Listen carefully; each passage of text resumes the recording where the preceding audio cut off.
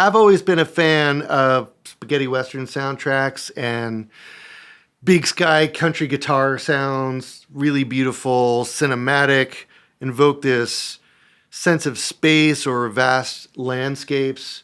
And I put together this tune here just to show you some of the things that I think about whenever I'm writing music like this, or whenever I'm playing a session where somebody is asking me to play like this.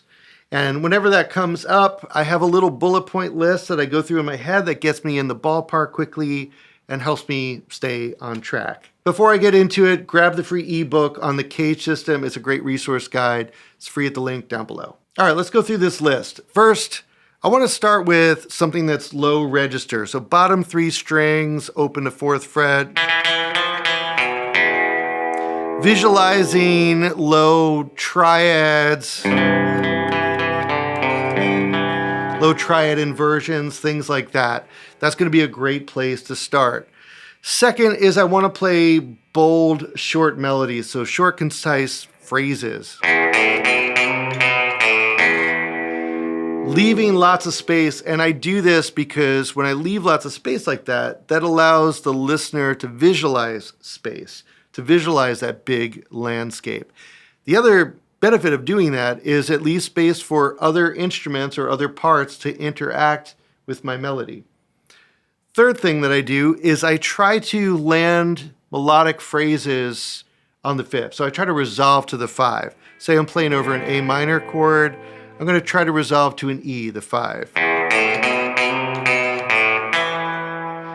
And by doing that, it creates this open interval between the root note of the chord, A, and the resolving melody note, E. And I have this open interval. If I have an open interval, people hear that. It's just another thing that gets people thinking of open space. Let's talk pick placement. With the pick, I'm trying to play right up against the saddle, so where I could feel the pick right against the saddles. You could also experiment with using a coin back there, like a nickel or a penny. Bright, cutting, almost ugly kind of sound, but it sounds really cool. It's something that Mason Stoops did when he was doing the soundtrack to that popular video game, Red Dead Redemption. It's worth experimenting with. The other thing that we could get into here is guitar tone and effects. And I want to talk about that, but I don't want to bog us down right now. Let's talk about that at the end of this lesson, and let's get into putting some of these harmonic and melodic ideas to work so you can see them on their feet. So in order to do that, first thing I have to do is show you the form and progression of the tune. So it's an A form. A sections are this: 2 bars of A minor, 2 bars of E minor, a bar of D minor, a bar of E major, and 2 bars of A minor. That's our A section. That's going to repeat again, A. Let's take a look at our B section. 2 bars of F major, 2 bars of C major, a bar of D minor, a bar of E major, and 2 bars of A minor. That's our B section. That's going to repeat twice, BB. And then we're going to return to our A section, 2 bars of A minor, 2 bars of E minor, a bar of D minor, a bar of E major, 2 bars of A minor. I feel like I'm reading a cake recipe to y'all. Then I have this little tag that's going to go E minor to A minor, E minor to A minor. And that's going to be a nice little tag at the end to kind of put a button on this whole tune. All right, let's get into it. First phrase, outlining an A minor chord, first A section, goes like this. Over A minor, resolving onto the E, which is the 5th of the A minor chord. Next phrase is going to lead into the E minor chord, and it's going to resolve on the 5th of E minor. There's the 5th of E minor.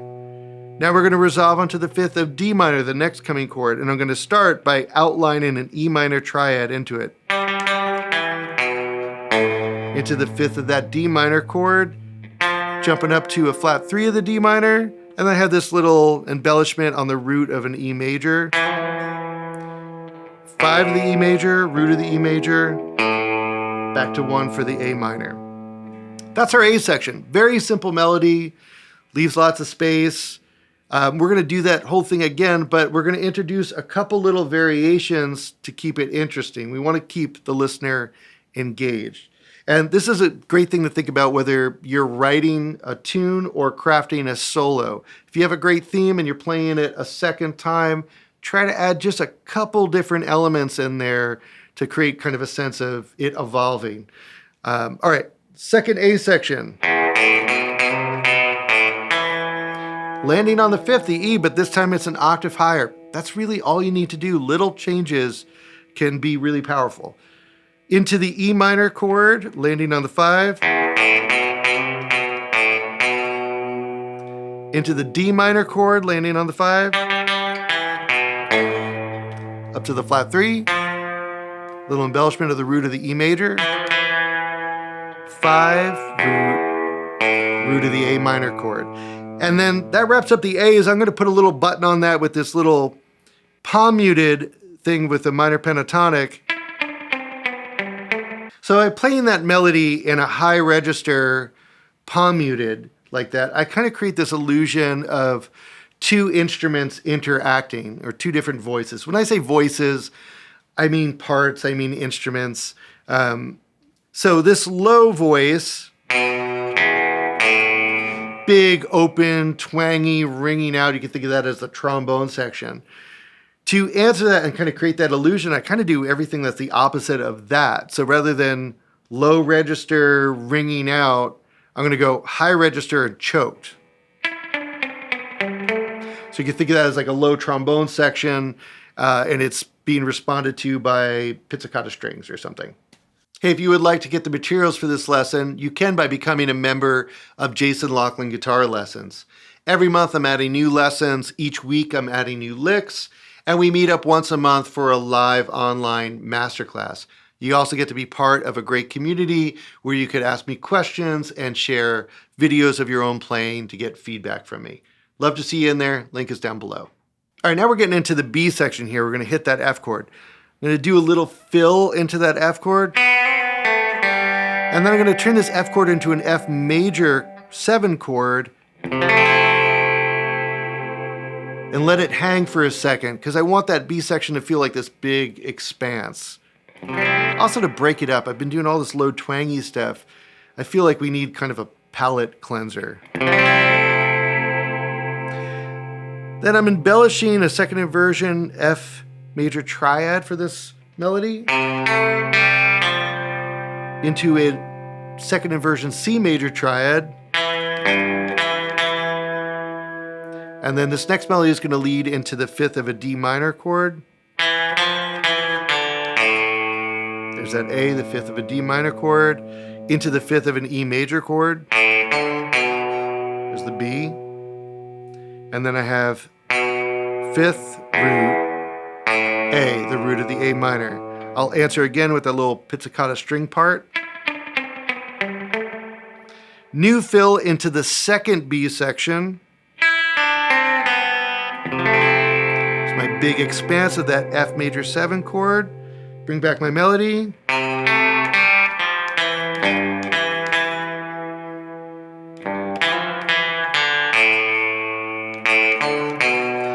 I have a little bit of a different ending here because I need to set up the return of that last A section. So over that E major chord, I'm going to play the 5, 3, it's the major 3, right?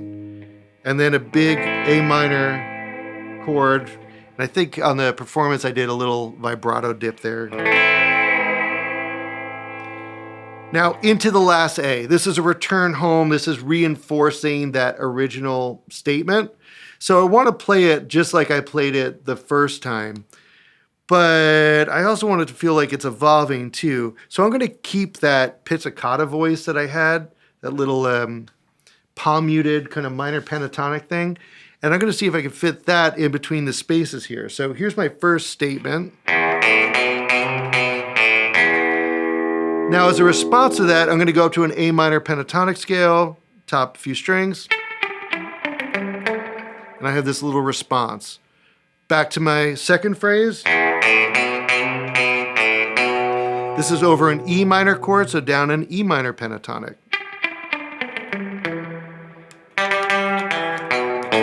This is over a D minor chord, so down a D minor pentatonic. Leading into the root of the E major chord. And then I'm on to my last melody that's going to set up this tag, and it kind of outlines a E minor triad where I have the fifth, the flat 3, and then landing on the root of the A minor. You could also look at those notes as kind of enclosing the A. Above it, below it, landing on it. I play that once and then I tag it 2 times. Here's the first tag. Second tag is going to end with an A minor chord. Just simple A minor chord. You don't need to throw any color notes in there. All right, finally, guitar tone. I like to pick instruments that are just inherently twangy. Things like jazzmasters, Jaguars, Dan Electros, cheap imports from the 60s and 70s with like funky, weird pickups. All that stuff is going to sound great in this style of music. Any guitar with a trem system is also going to be helpful. When you have these long notes that are dying out, you could add a little bit of motion there at the end, kind of breathe in new life to that note. Good clean amp that you can get clean and bright. That's going to be helpful. It doesn't matter what you use, really. I'm using a 1965 Fender Princeton Reverb. Speaking of reverb, I'm using spring reverb from the amp, having that bright kind of bouncy reverb from spring. Reverb sounds really good in this style also. Let's talk about delays. So it's up to you whether you want to use delays or not. I'm using it for this track because I thought it sounded good, because all this stuff is kind of to taste. But I'm using a slapback echo to give notes a little bit more body, and I'm using a quieter long delay to give the notes a little bit more length. And I'm getting that by using a space echo. So that's a great way to get kind of a multi-delay thing going on. But every tune is different. Sometimes I won't do that. Compression, it sounds good when you're playing this kind of music. It gives you more even attacks and gives you more length on notes. Whether you use it as a pedal before the amp or use it as a post effect like I did, it's completely up to you. So I guess this leaves 2 more effects that I didn't use in this performance, which is tremolo and fuzz. If I do use tremolo, I'll probably start with optical tremolo. That's going to give me a real choppy kind of staccato tremolo, and that's something that I hear more often than not on these soundtracks, or spaghetti western soundtracks. But again, it might be too much, and you might go to a bias tremolo or harmonic tremolo. It just depends. Use your ears.